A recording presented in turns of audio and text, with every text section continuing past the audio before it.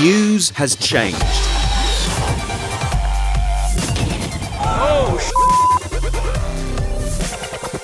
With one of these, or even one of these, we can all get involved. Videos shot by everyday people, just like you, are being used in news bulletins, documentaries, entertainment shows, and on websites. Newsflare is where the world's media come to buy your video. We believe in the value of video to tell richer, more compelling stories that might otherwise go untold. Great videos are uploaded to our site every day from all around the world. Our technology allows us to match the right video with the right buyers fast, giving your clip the best chance of exposure and you the reward you deserve. If you shoot great video, you should get paid. Upload your clips to Newsflare today. You could help make news and make money.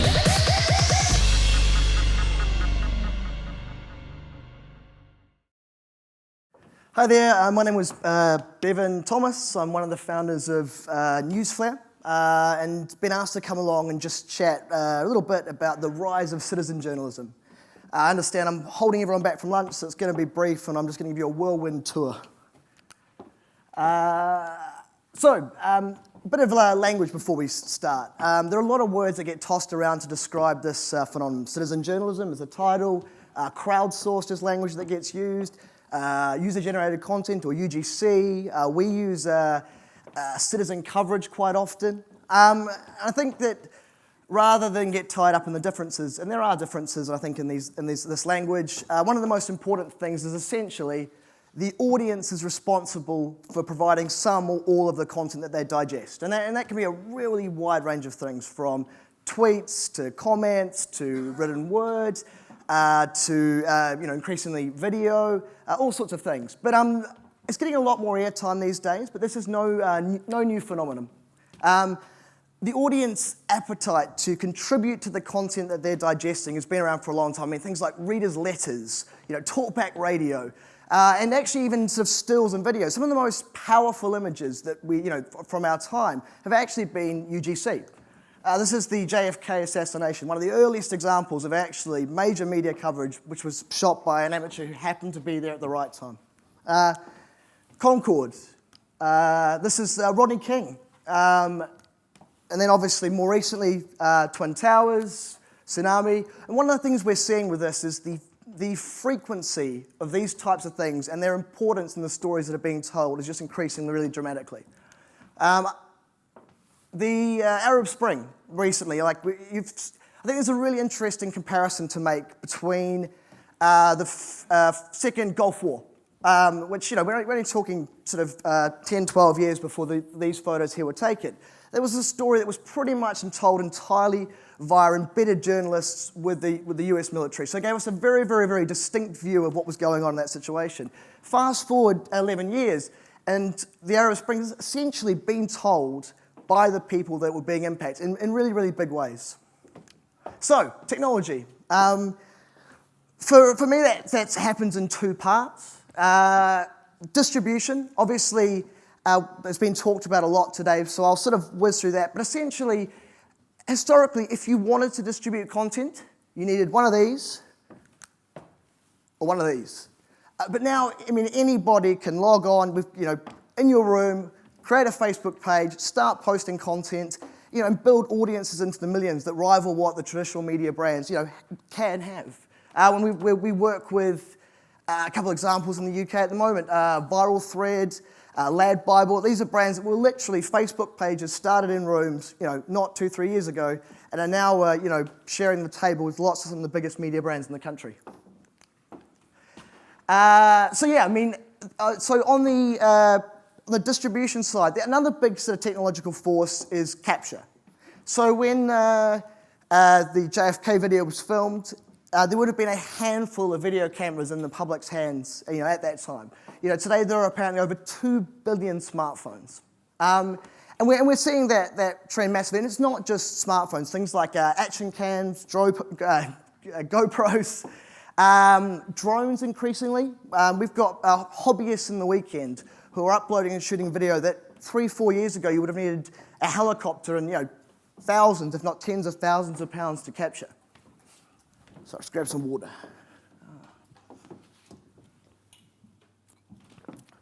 Thanks. But yeah, and that trend of technology is really increasing because, I mean, things like 360.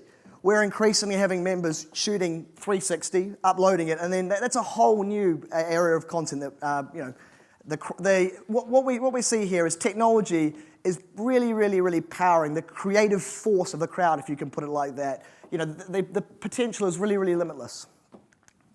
So yeah, I want to sort of drill down a little bit in the way we view this. The UGC is a very big playing field, and for me there are sort of two types.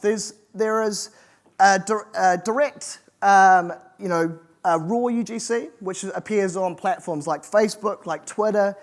You know, there's amazing content going on these platforms all the time, but it is a little bit like the Wild West at times. I mean, anyone who's ever looked through YouTube comments, you know, it's a scary world out there.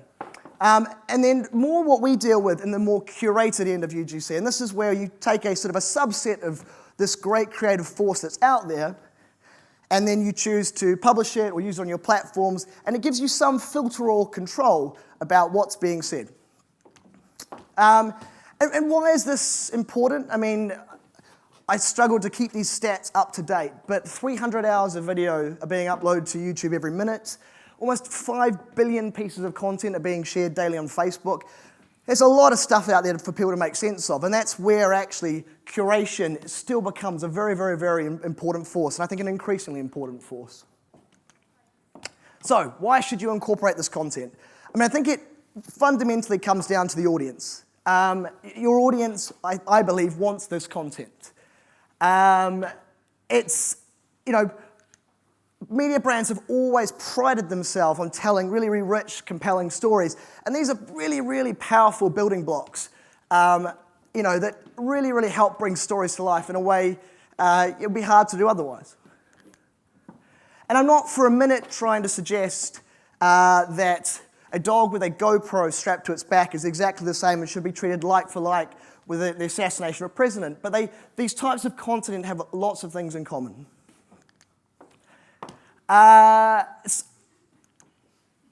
So another point, a really important point to touch on is trust. This was a survey done by CrowdTap. It's about a year old, but they said that UGC video, about 1,000 people surveyed, is trusted 50% more than information from other sources. So, there's a lot of great stuff, but it's not without concerns and risks. So, I mean, this would be a whole topic for certain rooms, but I just going to buzz through some of the things that we deal with quite frequently. Quality. People, you know, used to always say, oh, you know, it needs to be professionally produced. Language we used to hear, less now, but that's not broadcast quality.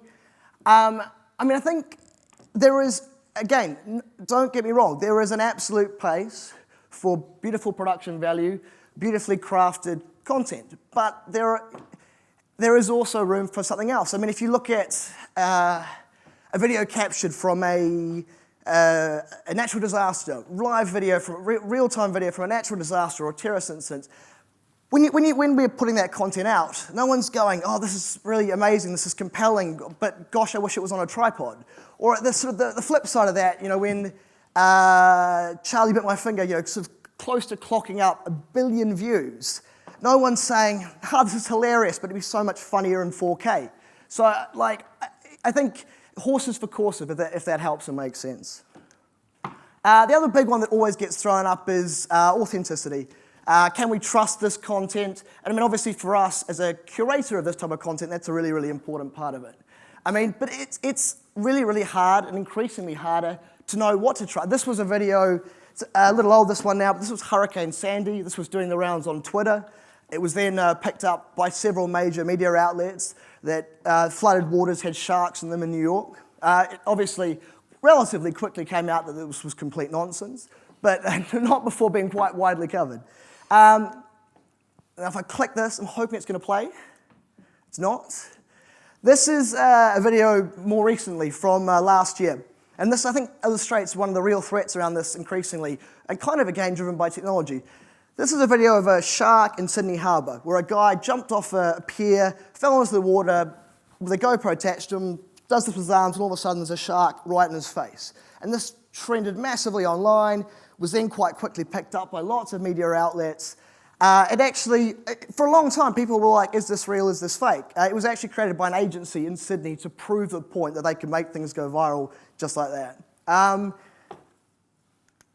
So, who's using this content already? I'm probably telling people in the room things they already know, but probably lots more people than you think, I would suspect. We provide large volumes of this for editorial use, but I think the interesting trend that we're seeing a little bit recently is increasingly brand interest around using this type of content. And I think it comes back to that authenticity. People trust this content. We're doing a social campaign with KFC at the moment. We're exploring all sorts of other ways where other audiences are really interested in this type of content. The future. I always don't like to speak too much on this topic because we work in such a fast-moving space that what's true today, will that be true in 12 months? Will that be true in 20 months, 4 months? But I mean, increasingly, I think, will there be more platforms and will there be more players? Yes. Will content come from a more distributed pool of people than traditionally? I think absolutely yes. Will audiences want this content? I would say so, but I think so, yes. I think we are really coming into what I like to think of as a real renaissance of content creation. There are getting more people watching more video than ever before, which is an amazing opportunity. I grabbed this stat from Cisco. By 2019, 80% of global internet consumption will be video content, and it would take an individual 5 million years to watch the amount of video that we streamed every single month. And so this sort of brings me full circle around to my point earlier, and the importance and value of brand and curation. With that much content, increasingly, it's very, very hard for people to make sense of it. Algorithms are fantastic, they will get better, you can do a lot with that, but curation and making sense of content is what audience go to media brands for and why it's more important than ever in the landscape they're in. Thanks.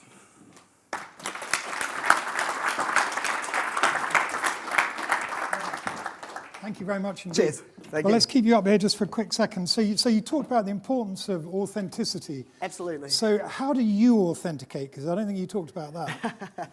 That's a whole subject in itself. I mean, when content's being uploaded to the Newsflare platform, it comes in two basic ways. We have a pool of members who we have some form of relation with already. And so in some of those checks have been conducted sort of previously. We also have content, we have essentially a social news team who are scouring online, looking for breaking news, breaking social, viral content. And that process is a little more drawn out. We have technical tools that support and speed up that process, but we also go through a lot of the things that any newsroom would do when trying to verify that stuff. And no process is... There's a certain amount of trust, basically. Trust, well, I mean, the whole model is based on trust, but actually that's one of the core pillars of why our business exists. In an increasingly time-stretched newsroom, the time it takes to properly check and verify this content becomes increasingly harder. And therefore, it seems only obvious to me that you would essentially combine, use an agency to do that, who, for us, the commercial value of spending that time, clearing it robustly, is what our business is based on. Yeah. All right, well, thank you very much indeed. Cheers. Now,